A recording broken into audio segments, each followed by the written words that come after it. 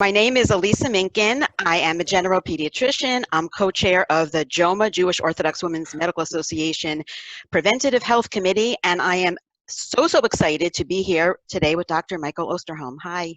Hi, good morning. Thank you so much. I'm going to say a little bit about you. Dr. Osterholm is the director of CIDRAP, the Center for Infectious Disease Research and Policy. He's also the chair of public health and a professor at the University of Minnesota. He's an internationally recognized expert in epidemiology, public health, and pandemic preparedness with a distinguished career spanning over 45 years. He's the author of 2 New York Times bestselling books. The latest is The Deadliest Enemy, Our War Against Killer Germs. And he has a weekly podcast on COVID-19 related topics where he gives straight talk on COVID-19, which is amazing. And Mazel Tov on being appointed to the President-elect Joe Biden's 13-member Transition COVID-19 Advisory Board. Thank you. Thank you. It's good to be with you. I appreciate it. And I appreciate your outreach that you're doing. This is critical. We all are trying to contribute in our own ways. So congratulations to you and thank you. Thank you. Thank you. I feel like one thing we can say is we are all sick of COVID. We all agree we're sick of COVID, but we don't agree on everything else about COVID. So I have some things I've heard people say, and I'd love to hear your thoughts on them. And I'll start with, yes, we have lots more COVID, but it's not the same disease, it's milder. Well, first of all, what we have to look at is in terms of when we say we have more or less COVID, you know, what numbers can we use that actually would tell us this? Mm-hmm. And, you know, we can debate about how many infections occur in our community relative to mild illness. People never get tested, never get followed up on. And that's a fair question. But what we can't dismiss is how many people become severely ill and are hospitalized and die. Those are kind of the tips of the iceberg that give you a very good understanding of what's under the waterline. What are the more cases out there? So if I pick up more of what's underneath the waterline, I may pick up more milder cases. But on the other hand, that doesn't mean that what's above the waterline, the severe illnesses and the deaths have not increased. Today we're reporting 218,000 cases. Remember when New York was a house on fire in April, and we were reporting 32,000 cases a day in this country. You know, we're reporting almost 8-fold increased number of cases versus then. If you look at deaths, we're now back up into the number of deaths every day occurring from COVID. Yesterday, we hit 3,700 deaths in this country. Yesterday, COVID was the #1 cause of death in the country. This is what we saw back last April. And there's a really important difference this time. What we saw back in April, and New York was at the forefront of this, was the fact that we didn't understand much about the disease.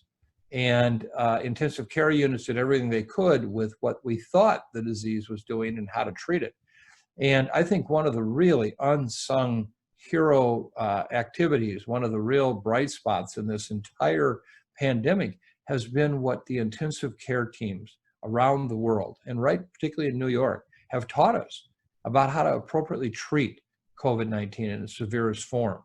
It wasn't blockbuster drugs. It wasn't some new magical pixie dust that entered into the intensive care wards. It was good medical practice, understanding how to basically keep people's oxygen levels up. It was about how to support them so that they didn't develop this vasculitis or this inflammation of your blood vessels that would develop blood clots and then cause more health problems.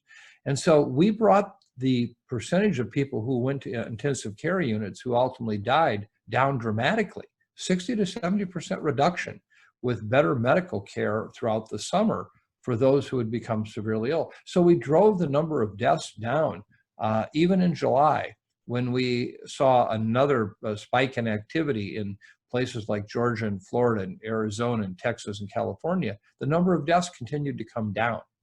What's different now is we are overwhelming our healthcare systems with such a large number of cases. We can't provide the same level of intensive care medicine that we were doing. We just don't have enough healthcare workers around the country. When New York was in such a challenged state last April, people volunteered from around the United States to come and help. And again, my hat's off to what the greater New York City metropolitan area docs did. It was remarkable, but they had help too. Right now, they can't get help, nor can we get help here in Minneapolis, nor can people in LA get help, because everybody is got right now major activity going on that requires healthcare workers to be there. So I think the difference we're seeing right now, which is really important, is the fact that we are seeing this big spike in deaths, despite knowing what we know. And that tells you how much activity is in our communities with virus, and it tells you also about how stretched our healthcare systems are. Now, do you think that there are certain areas of New York, because, when you talk about numbers, those numbers were an underestimate. We weren't testing as much. So it wasn't 32,000, it was much, much more. We were just getting the tip of the iceberg. So there are people in some communities that were hit so hard, and they're saying, well, we have herd immunity here. Yeah, and that's a very important point. And I absolutely acknowledge that we missed a lot of cases back in March, April. But what we have learned is using what we call serology studies, looking at antibody, meaning that you have been previously infected at some time. And even knowing that that can wane a bit so that we may not pick up everyone with our antibody studies that might have been infected in March and April. But, there are surely neighborhoods in New York City where we saw the upwards of 30 to 40% of the population potentially infected back then. That's on the high end, but that leaves many, many more people yet not infected and can still get infected. And what we talk about is this concept called herd immunity.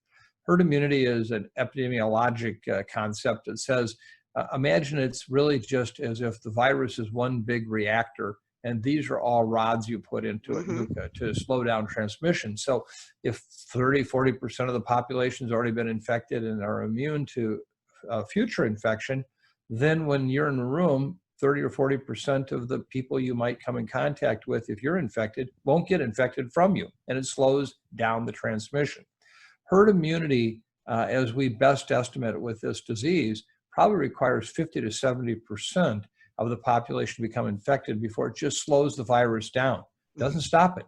This is akin to, the pilot coming on announcing 30 minutes before landing, we're about to begin our descent into Kennedy International Airport. Doesn't mean you're on the ground yet. And so that what we have happening here is that you can see slower transmission when you hit 50 to 70%, but even then it still transmits.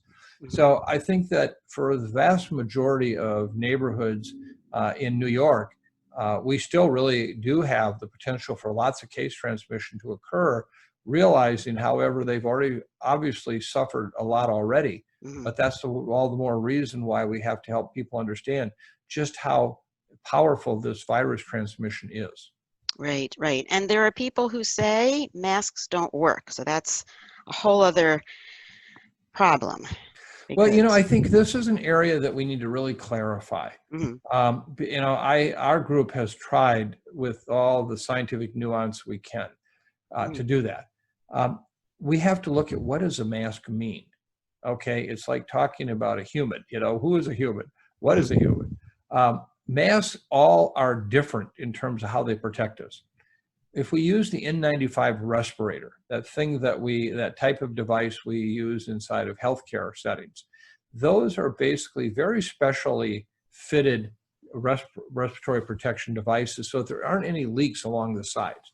I mean, it's like your swim goggles. When's the last time you put goggles on that leak through the glass? They leak along the sides. So these are very tight face-fitting devices. Plus, the material is very special in that it's porous enough to let air move relatively easily in and out, but it has an electrostatic charge because the spaces in that material is actually bigger than the virus itself. So otherwise the virus would come blowing right through, but the electrostatic charge stops it. So that's why they're so effective. And these are highly effective. And, we want, if everybody could have an N95 respirator right now and use those for several weeks, oh man, could we have a major impact on this pandemic? But we don't. Next is surgical masks. These were traditionally worn by healthcare workers initially to help them preventing from blowing any of their large droplets as they breathe into a surgical wound or into someone else. And that was really the primary reason for those. Those are loose face fitting on the sides. So when I breathe in and out, the air escapes in and out of those, and it doesn't trap all the droplets I blow out, or even these very fine particles called aerosols.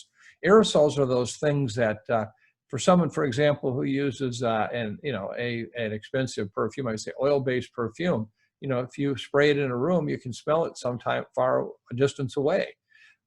That's what an aerosol is. They float, they last in the room for some time. Next time you see the sunlight coming in the window of your home, particularly during the winter, and you see all that dust floating, that's not dust, that's aerosols. Those are the things that just stay suspended. So with surgical masks, you have more protection than nothing, but not as good as an N95. The face cloth coverings are loose fitting, and their material often allows the virus to pass through. So there you have a reduction in either you blowing out the virus or inhaling the virus. But what you don't have is perfect protection. And so what we have continued to really emphasize is that if you're using surgical masks or face cloth coverings, you still have to distance.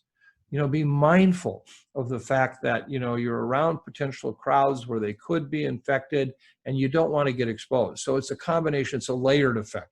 So it's like Swiss cheese. If I put one piece on the table, I can see a lot of the table through the holes. But if I took two pieces, I can see less of the table. Pretty soon, 3 or 4, I can't see the table anymore, okay? That's what masking, as we think of it today, is a layered effect. Do it, but understand there's a limitation for just how much it will protect you. But right now, I'll take every ounce of protection I can get with this virus. And so that's why I keep saying mask, mask, mask.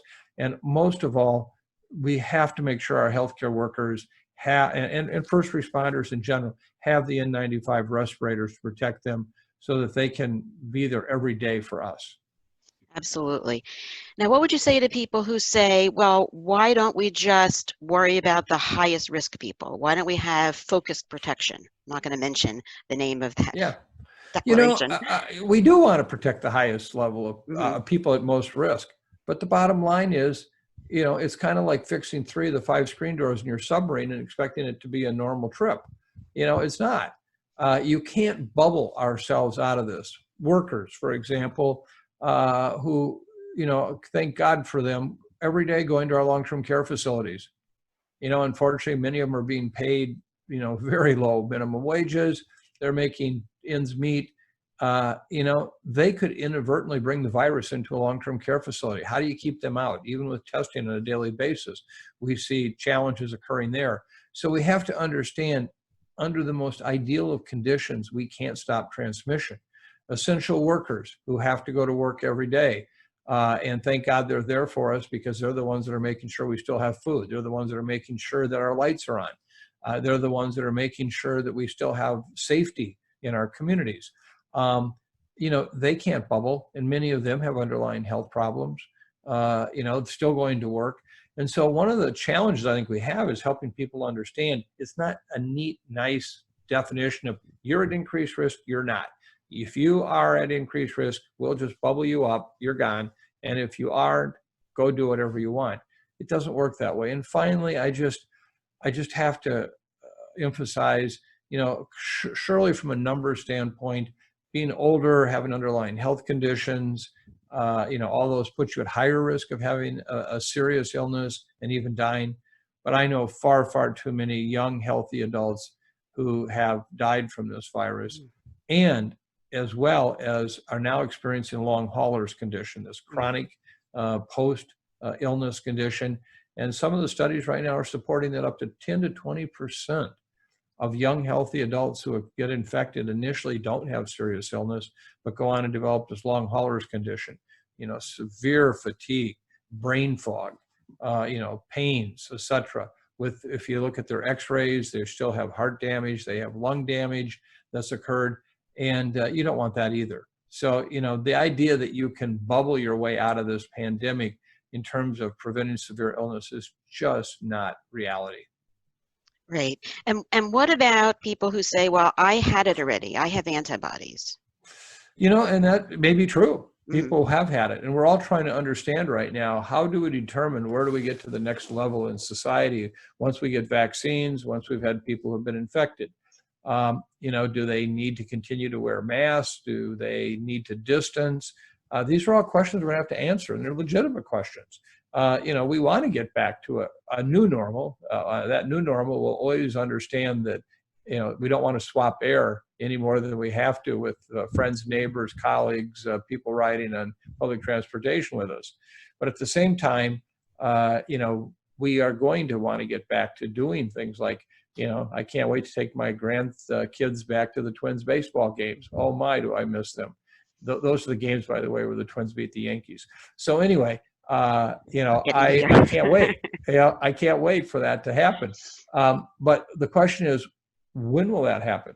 Will it be when somebody's vaccinated, when somebody has antibody from having an illness? How long do they last?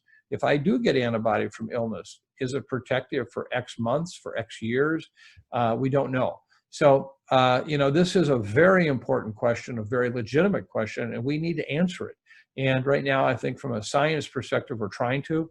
And one of the things that by, this spring and summer, we're going to have better answers to say, this is what you can expect.